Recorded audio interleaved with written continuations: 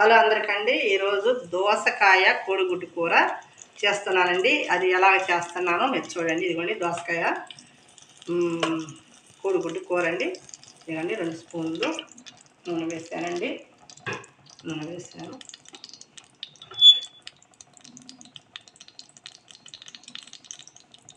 నూనె వేయగానే ఆనియన్ వేస్తానండి. ఆనియన్ తర్వాత చిల్లీస్ ఇలా పోసుకున్నానండి.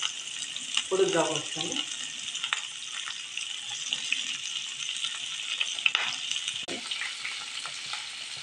పాస్ వేస్తాను.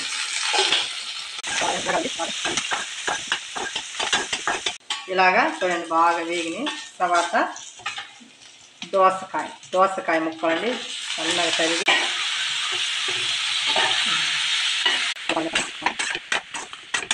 ముక్క కొంచెము కేటట్లో కొంచెం మూత పెట్టి మగ్గనిద్దాము. కొంచెం ముక్క ఇదిగోండి ఇట్లా కొంచెం మగ్గిందాక కొంచెం నీరంతా మగ్గేసరికి అట్లాగా వస్తుంది చూడండి. చక్కగా ఇట్లా మగ్గిన తర్వాత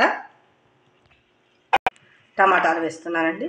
చూడండి చక్కగా 2-3 టమాటాలు ఇట్లా ముక్కలకు కోసుకొని వేసుకోవాలండి. దోసకాయలు కొంచెం మగ్గిన తర్వాత ఇలా వేసుకోవాలండి. ఇదిగో చూడండి చక్కగా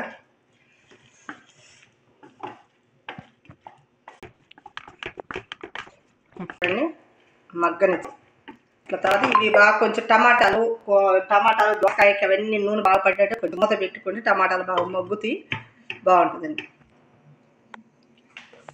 వేసుకుంటున్నానండి. దీంట్లోకి పచ్చి కొబ్బరి, ఎండు కొబ్బరి కావాలంటే ఎప్పుడు కావచ్చు, కొబ్బరి పొడి కూడా వేసుకోవచ్చండి. పచ్చి కొబ్బరి, తెల్లగడ్డలు, ధనియాలండి, ఈ 3 వేయాలి. ఇంకా అల్లం నేను వేయనండి. ఈ కూరకి అల్లం వేస్తే టేస్ట్ ఉండదు, బ్రహ్మాండంగా ఉంటుంది. ట్రై చేయండి, బాగుంటుంది. చూడండి పచ్చి కొబ్బరి, ఎల్లుల్లిపాయ, ధనియాలండి, ఈ 3ఏనండి వేసేది.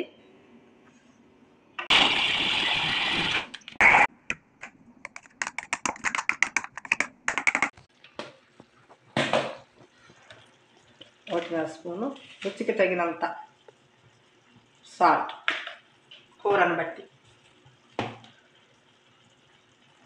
పసుపు, చిన్న ఉల్లిపాయ పెట్టుకుని మసాలా, నీరు లేకుండా చక్కగా సిమ్లో పెట్టుకొని బాగా ఉడికించుకోవాలండి. చూడండి బాగా వచ్చేసిందండి. ఇంకా లాస్ట్న ఎగ్స్ వేసుకోవాలండి. ఇది ఎగ్స్ వేసుకున్నాను. కూర ఎగ్స్ వేసుకున్న తర్వాత చూడండి అన్ని బాగా కలిపెట్టుకున్న తర్వాత బాగా అలాగా చూడండి మగ్గుతుంది. పెడితే అయిపోయింది. కోడిగుడ్డు దోసకాయ కూర రెడీ. దాంట్లోకి ఇదిగోండి